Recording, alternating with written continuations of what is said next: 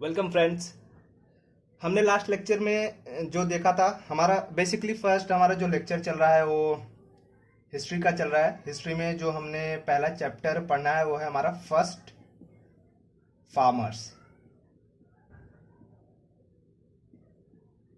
ठीक है, first farmers ये हमारा लेक्चर है और इसमें हमने जो कि बेसिक बेसिक जो सारी टर्मिनोलॉजी थी और इंट्रोडक्शन का पार्ट कवर कर लिया था। मैं एक बार क्विक रिवीजन कर देता हूं ताकि आपको कोई प्रॉब्लम ना हो। उसके बाद हम आज जो हमारी लेक्चर है उसमें हम रिवर वैली सिविलाइजेशन के बारे में पढ़ेंगे, जो चारों वर्ल्ड में कहाँ कहाँ पर वर्ल्ड में कहाँ कहाँ पर सिविलाइजेशन इवॉल्व हुई उसके बारे में आज हम देखेंगे। तो पहले सबसे पहले थोड़ी सी क्विक रिवीजन ले लेते थे। जैसे मैंने इंट्रोडक्शन में आपसे बात करी थी कुछ बेसिक टर्मिनोलॉजी के बारे में, जैसे कि जब मैं डिस्कस करूंगा आपसे कि पैलियोलिथिक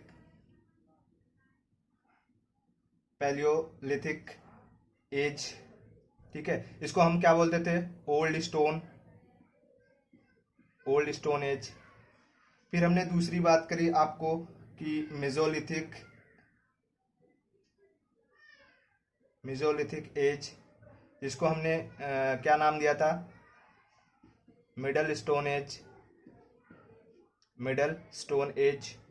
उसके बाद हमने तीसरी बात करी आपसे कि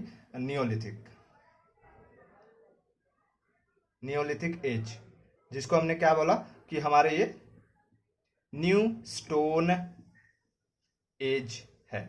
ठीक है, अब इसके पैलियोलिथिक को लेकर के मैंने एक आपको एलन यूनिवर्सिटी जो कि इजराइल में है उससे रिलेटेड कहानी भी बताई थी कि वहां पर आर्कियोलॉजिकल साइट है जहां ओहालो में, जहां पर कि 23,000 साल पहले का एक एविडेंस मिला है, जहां पे पाया गया कि पैलियोलिथिक एज में भी लोग क्या करते थे?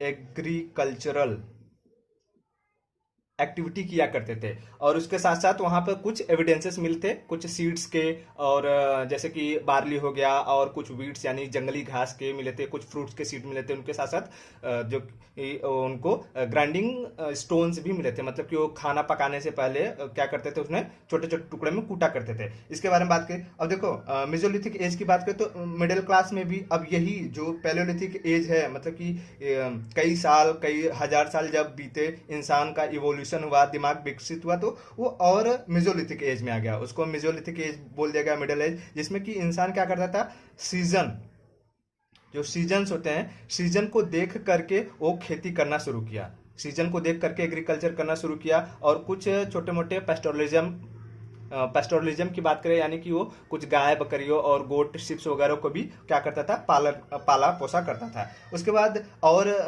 जो कि समय बीतने के बाद, जैसे ही ये मेसोलिथिक एज के जो मतलब कि इनकी पूर्वज, फिर आगे आने वाली जनरेशन पीढ़ियां क्या हुई? बढ़ती गई, तो नए समय में आए और उसको न्यूलिथिक एज का नाम दिया गया। इस समय में क्या करते थे? यहाँ भी खेती के एविडेंसेस, एग्रीकल्चरल एविडेंसेस पाए गए, बट यहाँ जो एग्रीकल्चरल एविडेंसेस पाए गए हैं पूरे वर्ल्ड में, वो देखा जाता है कि वो मोर सेटल्ड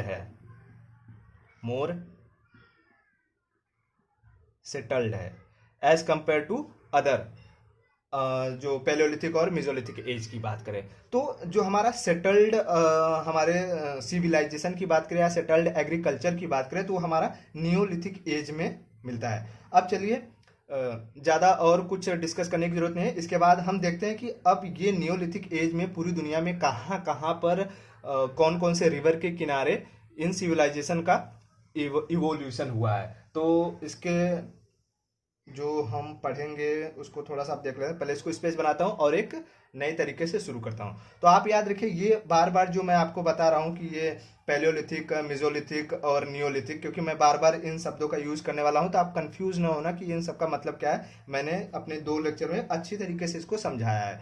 अब देखो, जब मैं बात कर रहा हूँ कि इस टॉपिक में हम क्या क्या पढ़ने वाले हैं river valley civilisation. River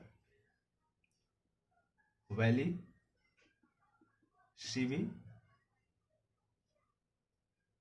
civilisation, river valley civilisation. देखो, रिवर मतलब नदी, वैली मतलब उसका जो किनारा हो गया, घाटी हो बोल सकते हो, और सिविलाइजेशन मतलब कि वो बस्तियां जो इवॉल्व हुई, वो लोग जो नदियों के किनारे इवॉल्व हुई। तो हम क्या पहले पढ़ने वाले हैं 4 जो कि रिवर वैली सिविलाइजेशन के बारे में पढ़ने वाले हैं। जैसे कि सबसे पहले अगर मैं बात करूँ तो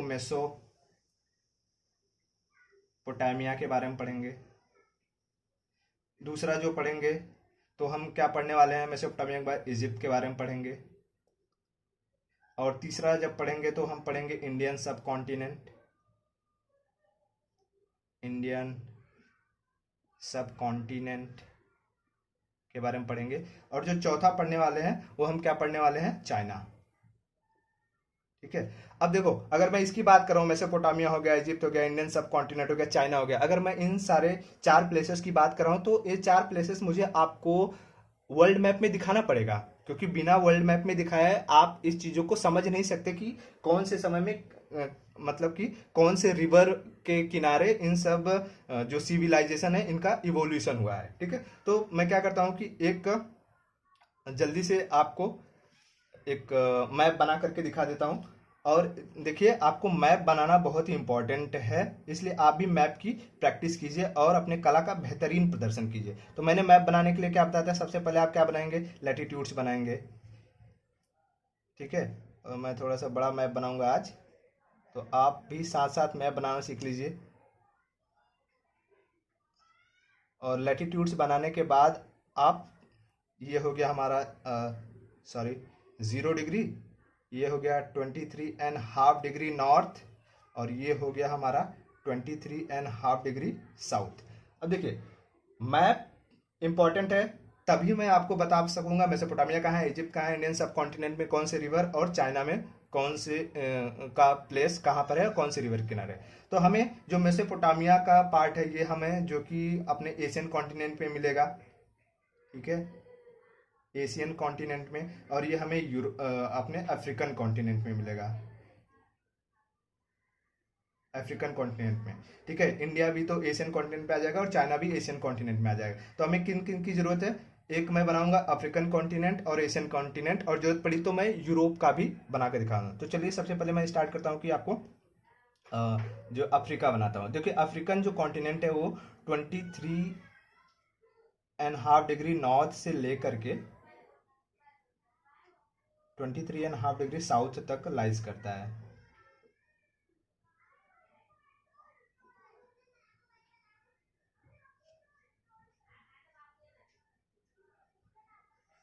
ये रहा हमारा अफ्रीकन का। अब यहीं से इंडियन सब कॉन्टिनेंट की शुरुआत होती है। अगर मैं बात करूँगा तो आपको अभी मैं सारी कंट्रीज बताऊंगा, उसके बाद यहाँ शुरू होता है ये हमारा प्यारा भारत। देखिए, मैप बनाना आपको सीखना ही पड़ेगा। ये हमारे उसके इंडिया से लगे हुए जो भी सारे अदर कंट्रीज़ हैं, फिर ये चाइना वाला पार्ट आ जाएगा। होप आपको दिख रहा होगा। देखिए, बनाना बहुत कोई मुश्किल नहीं है, बस आपको क्या चाहिए, प्रैक्टिस करनी होगी। ठीक है, आप प्रैक्टिस करेंगे तो आप भी इजीली बना सकते हैं। So it require practice to make it.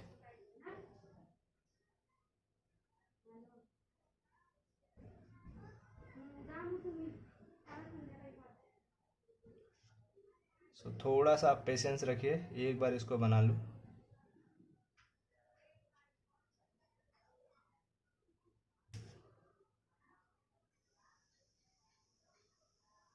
ठीक है, अब इसको कंप्लीट करने के लिए ये हमारा हो गया, हमारा पार्ट क्या होगा कि ये एशिया का पार्ट हो गया, और ये हमारा अफ्रीकन कॉन्टिनेंट हो गया, ये हमारा प्यारा इंडिया, और यहाँ पर जो हमारा पार्ट होता है वो होता है, मैं आपको सब दिखाऊंगा अभी। तो थोड़ा सा यूरोप का बना लूंगा तो क्लेरिफाई हो जाएगा कि जो हमारे मेसोपोटामिया का रीजन क्या क्या है। ठीक है, तो थोड़ा सा मैं इसको कंप्लीट कर देता हूँ।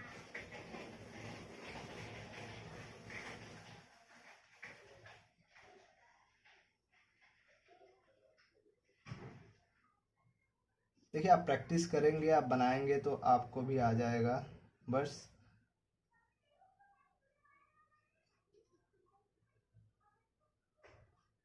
आपको थोड़ी सी प्रैक्टिस की ज़रूरत पड़ेगी।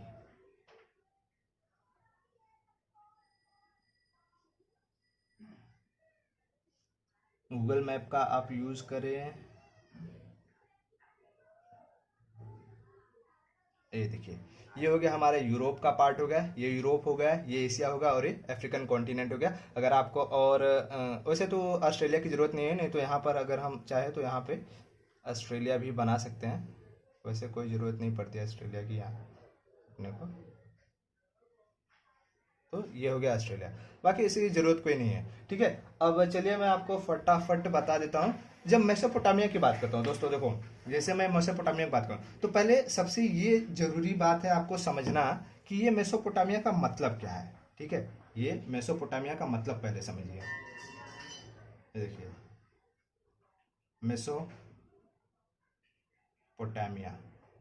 अब देखो मेसोपोटामिया दो वर्ड, दो जो कि शब्दों का मेल है बेसिकली। एक होता है मेसोस और दूसरा होता है पोटामिया। तो मेसोस का जो मतलब होता है ना, मेसोस का मतलब ही होता है कि बीच में, मतलब कि जैसे मान लीजिए कि एक ये कोई रिवर है, मान लीजिए एक ये रिवर है और एक ये रिवर है। ठीक है, इसके जो बीच का पार्ट है ना, इसको बोलते हैं मेसोस। और ये पोटामिया का मतलब होता है रिवर, ये दोनों रिवर। और ये बेसिकली क्या है, ग्रीक वर्ड है। ग्रीक वर्ड में ये जो पार्ट है, बीच के पार्ट को, middle part of two river को क्या बोल दिया इन लोगों ने, मेसोपोटामिया बोल दिया। ठीक है, क्लियर हुआ। मेसोपोटामिया दो शब्दों से मिलकर बना हुआ है, एक मेसोस, देखो एक मेसोस और एक पोटामिया। मेसोस का मतलब होता है मिडिल वन, मतलब कि, और पोटामिया का मतलब होता है रिवर्स, यानी दो नदियों के बीच का जो जगह होता है, जैसे ये जगह है, उसको ग्रीक वर्ड में क्या बोला गया, मेसोपोटामिया।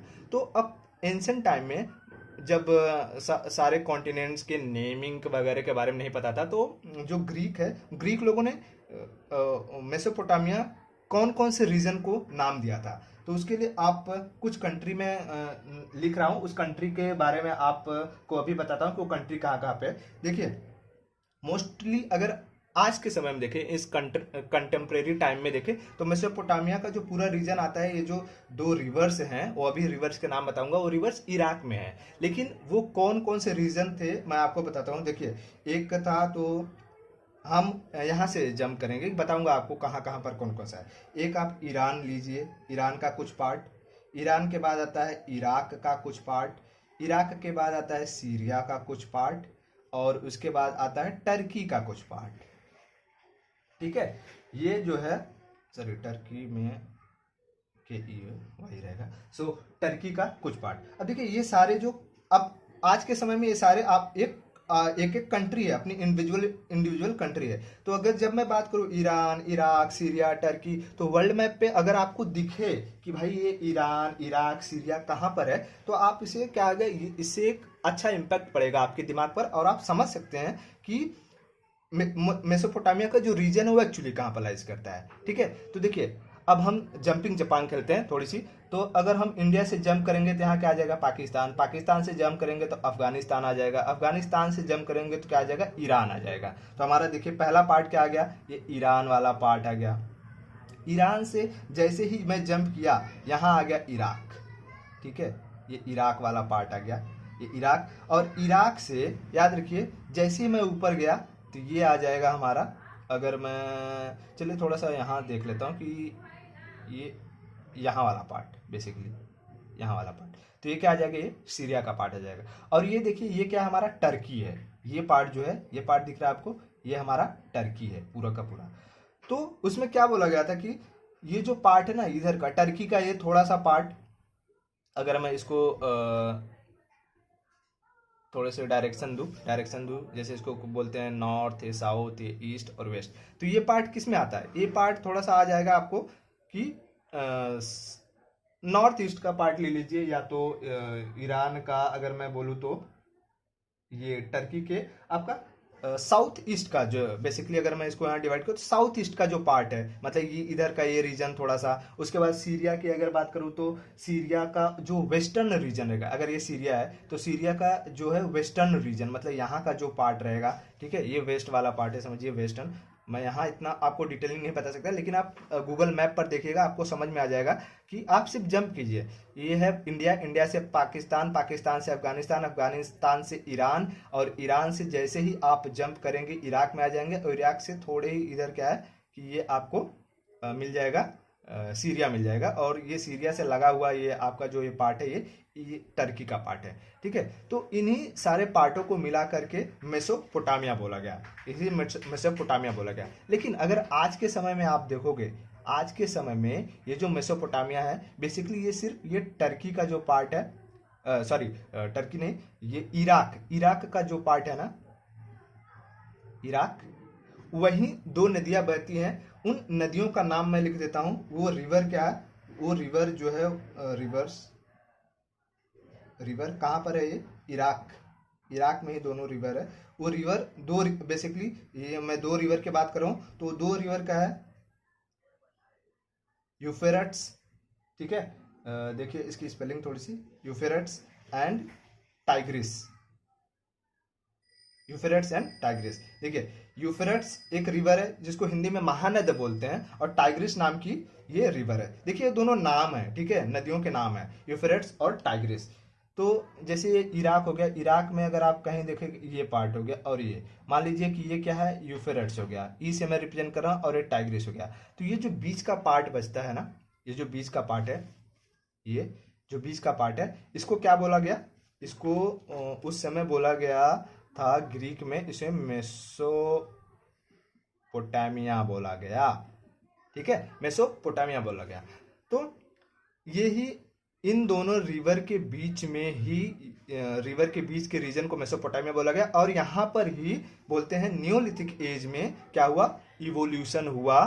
लोगों ने पहली बार खेती करनी शुरू की, मतलब कि वेल सेटल्ड, अगर मैं बात करूं, वेल सेटल्ड एग्रीकल्चरल प्रोडक्शन की जो एविडेंसेस पाए गए हैं। अब देखिए ये रिवर के किनारे ही क्यों हुआ, क्योंकि आपको भी पता है कि अगर कोई रिवर है, सपोज कीजिए कि ये रिवर है, ठीक है, ये रिवर है। अब रिवर में एनुअली क्या आते हैं, फ्लड आते रहते हैं। तो जब भी रिवर ओवर फ्लडिंग करती है तो क्या करती है, रिवर के साथ साथ मान लीजिए उसका एरिया यहाँ तक बढ़ गया फ्लड के टाइम, ठीक है, और ये अपने साथ साथ क्या लाती है, मिट्टी लाती है तो इससे लैंड फॉर्म बनते हैं। तो अगर आपको पता होगा, आपने ज्योग्राफी पढ़ा होगा, तो ये जो रिवर के आसपास की जो एरिया होता है ना, मतलब कि रिवर की मिट्टी से जो एरिया बनता है वो बहुत ही क्या होता है, फर्टाइल होता है। और इसमें आप सेरेल्स यानी अनाजों को आसानी से उगा सकते हैं, आपको ज़्यादा फर्टिलाइजर्स की ज़रूरत नहीं पड़ती है। तो इसीलिए जितने भी आप ये सिविलाइजेशंस देखेंगे वो नदियों के किनारे होने का यही रीज़न रहा। तो यहाँ पर ये जो दो नदियाँ हैं, दोनों नदियाँ क्या करती है, बहुत बड़ा एरिया को कवर करती थी, बहुत बड़े एरिया को कवर करती थी। और हर साल इन इन नदियों के द्वारा क्या आता था, बाढ़ आता था। बाढ़ आने के कारण क्या होता था कि हर साल यहाँ की भूमि क्या हो जाती थी, उपजाऊ हो जाती थी, और उपजाऊ होने की वजह से यहाँ पर लोग अच्छी तरीके से खेती वगैरह कर सकते थे।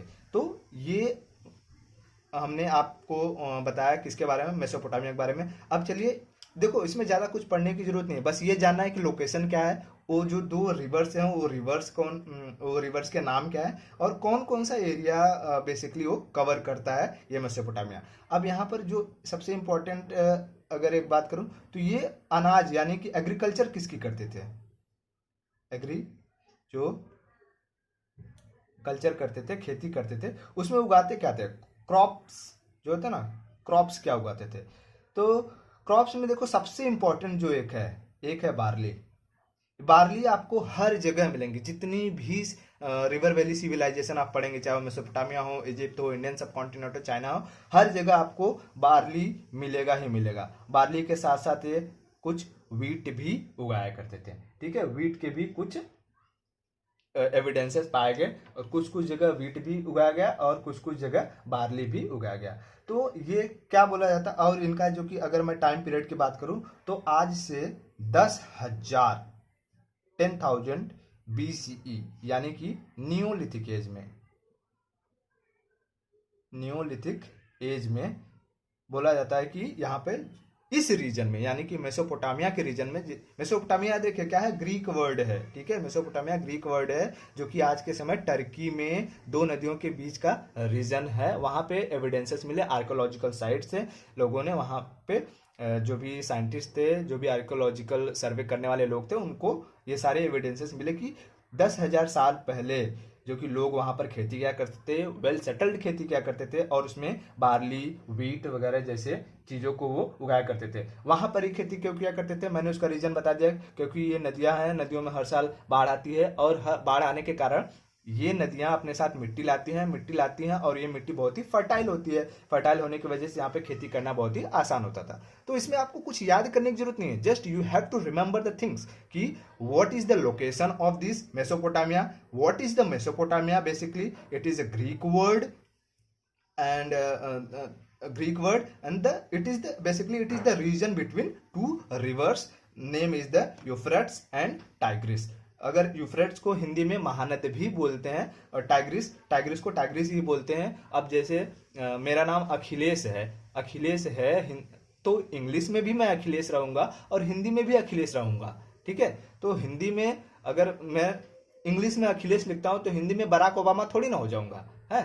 तो सिंपल सी बात है, यूफ्रेट्स को अगर हिंदी में भी एक बेसिकली उसको महानद बोलते हैं, बट यूफ्रेट्स एक रिवर का नाम है, और टाइग्रिस ये रिवर का नाम है। मान लीजिए ये यूफ्रेट्स है और ये टाइग्रिस है, जो कि आज के समय कहाँ पे है, इराक में पाया जाता है। तो ये आई होप कि ये फर्स्ट थिंग आपको क्लियर हो गया होगा। अब चलिए हम नेक्स्ट की तरफ बढ़ते हैं, और इन सब चीजों में आपको बेसिक ध्यान क्या रखना है, मैंने एक चीज बता दिया सबसे इंपॉर्टेंट, इस मेसोपोटामिया का मतलब क्या है, आज के समय कौन से कंट्री में है, रिवर कौन कौन से है, कौन से रिवर के बीच का एरिया है, और क्रॉप्स कौन से उगाते थे वो लोग, और कौन से बीसी में ये जो कि आपका एविडेंसेस पाया गया उसे नियोलिथिक एज या नियोलिथिक सेटल्ड नियोलिथिक मेसोलिथिक या नियोलिथिक विलेजेस बोला गया, ठीक है।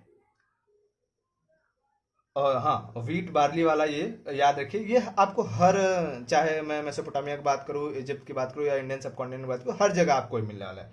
तो आई होप कि ये चीज़ें क्लियर हो गई होंगी। अब चलिए हम बात कर लेते हैं, आपको दूसरा हमारा जो है वो हम बात करेंगे, अब इजिप्ट की बात करें तो थोड़ी सी स्पेस बनाता हूँ इजिप्ट के लिए। आई होप आपको क्लियर है, अगर क्लियर नहीं है तो आप मुझे कमेंट बॉक्स में लिख करके बताइएगा कि आपको क्लियर नहीं है, तो मैं कोशिश करूंगा किसी और तरीके से आपको समझाने की, ठीक है। अब देखिए, ये पार्ट हमारा क्लियर हो गया, तो मैं इसको क्या करता हूँ कि इसको रिमूव कर देता हूँ, ताकि ज़्यादा यहाँ पे खाचड़ पाचड़ ना हो जाए, पूरी तरीके से ये पार्ट क्लियर हो गया, ठीक है। आप मैप की प्रैक्टिस करते रहिए, जितना आपको मैप क्लियर होगा हिस्ट्री पढ़ने में उतना ही मजा आएगा। अब चलिए बात करते हैं इजिप्ट। इजिप्ट क्या है, अफ्रीकन कॉन्टिनेंट में है। तो देखिए, पहले इजिप्ट ये जो नाम है ना, इसके पहले मैं आपको एक फन फैक्ट बताता हूँ, एक स्टोरी बताता हूँ। फन फैक्ट, बेसिकली ये इजिप्ट नाम आया कहाँ से, ठीक है। इजिप्ट को इजिप्ट बोलते हैं या कुछ और बोलते थे, इसके बारे में एक कहानी बताता हूँ। देखो, अफ्रीका से एक रिवर बहती है जो पूरी दुनिया की सबसे बड़ी रिवर है, आपको पता होगा, उसे कहते हैं नाइल रिवर। नाइल रिवर, बराबर। ये पूरी दुनिया की सबसे लंबी नदी है नाइल रिवर, क्योंकि ये अफ्रीका के कई देशों से होती हुई गुजरती है। अब इस एरिया को, ये जो एरिया है अफ्रीका का, ये कोने वाला एरिया आपको दिख रहा है, कोने वाला, इस एरिया को बहुत समय के बाद, जब समय का इवोल्यूशन हुआ, समय बीता, तो उसे जाकर के बोला गया इजिप्ट। लेकिन मान लीजिए आपको इजिप्ट नहीं पता था, तो इस एरिया को कहते क्या थे, बेसिकली इस एरिया को नाम से जाना जाता था, उसे कहते थे केमेट। क्या कहते थे, उसके कहते थे केमेट। अब देखिए, केमेट क्या है, केमेट अगर आप देखें तो दो चीजों से बना है, केमेट, यानी के का मतलब है काली यानी ब्लैक, और मेट का मतलब मिट्टी यानी सॉइल। तो आप इसे याद रखिए, इस एरिया को बोला जाता था केमेट यानी ब्लैक सॉइल। अब बताइए भाई, ब्लैक सॉइल क्यों बोला जाता था, जब मैं आपको बता रहा हूं कि यहां से एक रिवर बहती है, नाइल रिवर, ठीक है। नाइल रिवर बहती है, तो जाहिर सी बात है, नाइल रिवर दुनिया की सबसे बड़ी रिवर है, तो इसमें भी क्या आएंगे, फ्लड आएंगे। अब जब फ्लड आते थे, तो फ्लड आने की वजह से, मान लीजिए ये नाइल रिवर है, ठीक है, ये नाइल रिवर है, इसमें फ्लड आता था, तो जब ये फ्लड आता था तो इसके अपने साथ मिट्टी लाता था, इसकी मिट्टी का जो रंग था ना, वो क्या था, काला था। और काला रंग होने की वजह से जब ये पानी फ्लड के बाद वापस जाता था, तो ये पूरा एरिया क्या हो जाता था, काला हो जाता था। जैसे अगर आप इंडिया में आपके महाराष्ट्र साइड में देखो तो आपको काली मिट्टी पाई जाती है, ठीक है, बट उसका रीजन कुछ और है। तो भाई बेसिकली अगर मैं काली मिट्टी का जो अगर आप इतिहास पढ़ेंगे तो आप उसमें देखेंगे कि आपको फेरस और मैग्नेटाइट Mg कि ये जो है इसकी मात्रा पाई जाती है, जिसको बोलते हैं फेरोमैग्नेटाइट। ठीक है, फेरोमैग्नेटाइट की वजह से कि मिट्टी का रंग काला हो जाता है। तो इस काले मिट्टी के रंग की वजह से इसे पहले क्या बोला जाता था, ओल्ड टाइम में उसे केमेट कहा जाता था। बाद में इसको नाम जो कि लेटर इजिप्ट के बाद अगर बात करें तो इसको एक और नाम दे दिया गया। इस केमेट को फिर क्या बोला गया, इसे बोल दिया गया भाई वाट का टा। ठीक है, अब आपको दिख रहा होगा, इसको क्या बोल दिया गया, व्हाट काप्टा बोल दिया गया। जैसे कि समय बीता, कुछ समय बाद केमेट, पहले केमेट बोलते थे, केमेट बोलने के बाद जैसे कि जैसे समय बोल उसे व्हाट काप्टा बोलने लगे। व्हाट काप्टा बेसिकली इसका मतलब क्या होता है, इसका मतलब होता है कि temple of God, temple of God, God का जो है मंदिर माना जाता था, बोलते थे, इसका मतलब होता था। ठीक है, तो ये व्हाट काप्टा ये क्या था, ये इस केमेट वाले रीजन को ही अलग नाम दिया गया। अलग लोग आए, जैसे जनरेशन इवॉल्व, जैसे यहाँ पर हम देख रहे हैं ना, जनरेशन इवॉल्व हुई पेलोलिथिक से मेजोलिथिक नियोलिथिक, तो वैसे ही केमेट से इसको जो कि व्हाट काप्टा बोला गया, जिसका मतलब होता था टेम्पल ऑफ गॉड। उसके बाद ग्रीक लोग आए, ग्रीक लोगों ने इसका फिर से नामकरण कर दिया और इसको क्या बोल दिया, इजिप्टस, इजिप्टस, इसको इजिप्टस बोल दिया। ठीक है, अब देखिए धीरे धीरे हम इजिप्ट की तरफ बढ़ रहे हैं। इसको व्हाट काप्टा को फिर क्या बोल दिया, इजिप्टस बोल दिया। और इजिप्टस के बाद कई सदियों, कई अरबों खरबों सालों बाद इसको क्या नाम दे दिया गया, इजिप्ट, इजिप्ट। और इजिप्ट को अगर अरेबिक में आप देखें, अरेबिक में इसको क्या बोलते हैं, मिस्र, इसको बोलते हैं मिस्र।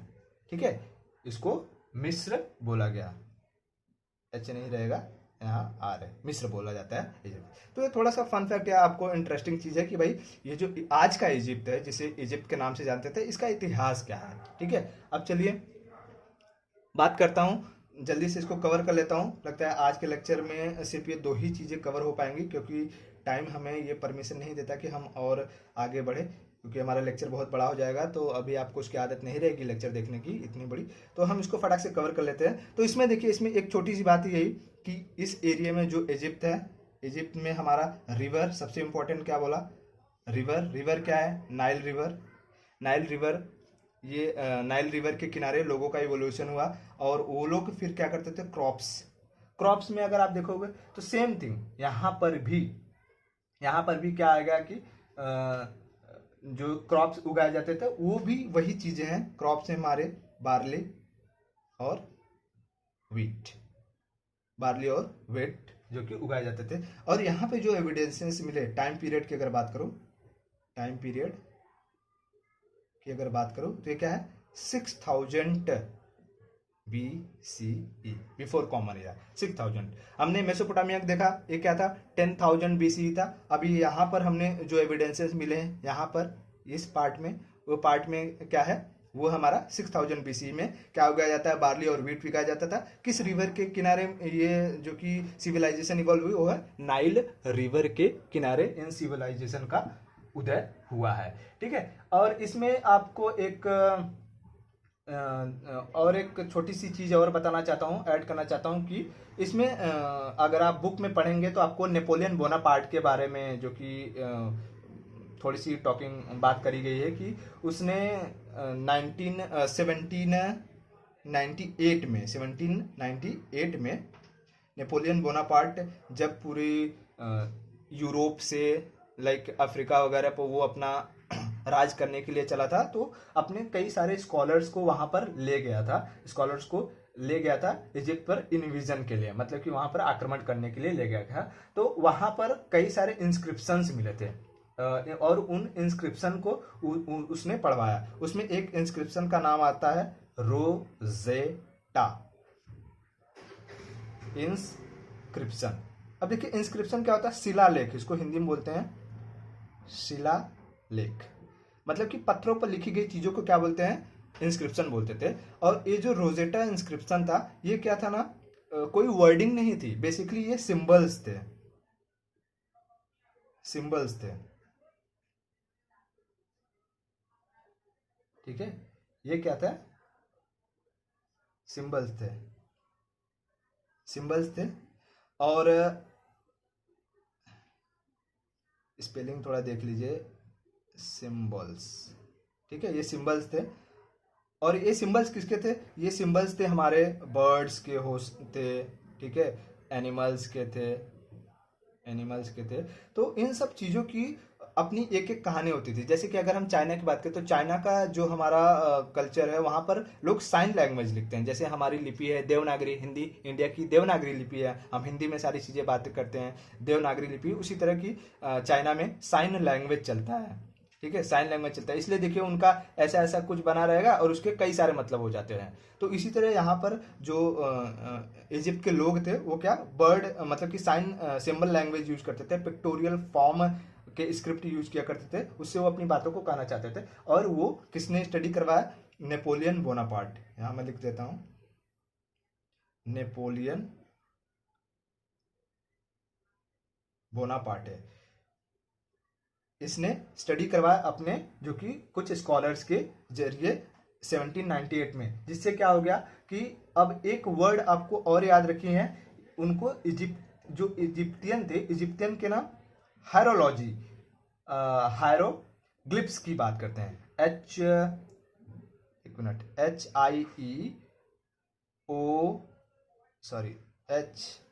थोड़ा सा मैं रिमूव करता हूँ, हायरोग्लिप्स की बात करते हैं, HIEROGLY,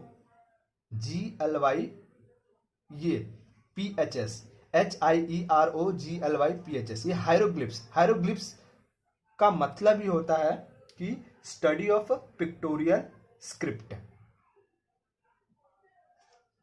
study of pictorial script. मतलब कि कोई चीजें जो पिक्चर के फॉर्मेट में लिखी गई हो उन चीजों को पढ़ना। तो रोजेट इंस्क्रिप्शन के जितने भी चीजें थी उनका, अगर हम बोले कि मॉन्यूमेंट्स जो भी आर्किटेक्चर थे वो, अगर उनका हम बोलते हैं ना, अगर ये कोड फॉर्म में है उनको डी कोड करना अगर पता, जैसे कि मान लीजिए कि ये कोई पंछी बना हुआ है, उसका मतलब उन लोगों ने निकाला कि उसका मतलब ए है। इसी तरीके से अगर ये कोई जानवर बना हुआ है, ठीक है, थोड़ा मेरा, ये कोई जानवर बना है उसका मतलब उन्होंने बी निकाला। तो इसी तरह उन लोगों ने क्या किया, रोजेटा इंस्क्रिप्शन को डी कोड किया और उससे बोला गया कि जो हायरोग्लिप्स थे, मतलब कि study of pictorial script of Egyptian, ये क्या हो गया, इजी हो गया, आसान हो गया उन चीजों को पढ़ना। तो आज की क्लास यहीं पे समाप्त करते हैं। नेक्स्ट क्लास में हम बात करेंगे अपने दो और बचे हुए इंडियन सब कॉन्टिनेंट और चाइना के बारे में, जो रिवर वैली सिविलाइजेशन है उसके बारे में खत्म करेंगे। सो आप प्रैक्टिस करते रहिए और नेक्स्ट क्लास में हम आपसे मिलते हैं। तब तक के लिए thank you for watching this. Okay, I hope आपको ये सारी चीज़ें समझ में आई होंगी कि स्टडी ऑफ हायरोग्लिप्स क्या है, स्टडी ऑफ पिक्टोरियल स्क्रिप्ट हो गया, और इंस्क्रिप्शन, रोजेट इंस्क्रिप्शन क्या है, शिलालेख है जो कि सिंबल फॉर्म में लिखी हुई थी, वो सिंबल में बर्ड्स और एनिमल्स की चीजें थी। नेपोलियन बोनापार्टे ने 1798 में इन्वेजन के दौरान अपने स्कॉलर्स से ये रोजेट इंस्क्रिप्शन को पढ़वाया, उसको डी कोड करवाया, जिससे ये आसान हो गया कि जो स्टडी ऑफ पिक्टोरियल स्क्रिप्ट था उनको पढ़ना आसान हो गया। ये जो हमारे इजिप्ट की बात करें, इजिप्ट की कहानी मैंने आपको बता दी, वो कौन से रिवर थी, वो नाइल रिवर थी, क्रॉप्स उगाते थे बार्ली एंड व्हीट, और कौन से टाइम पीरियड में 6000 BCE में यहाँ पर सिविलाइजेशन का इवॉल्व हुआ। यहाँ पर अगर हम बात करें तो मॉडर्न जो कि नियोलिथिक विलेजेस की आप बात कर सकते हैं, वो चीजें, वो लोगों का वहाँ पे एविडेंसेस मिलता है। ठीक है, चलिए मिलते हैं नेक्स्ट लेक्चर में, तब तक के लिए थैंक यू, गुड बाय।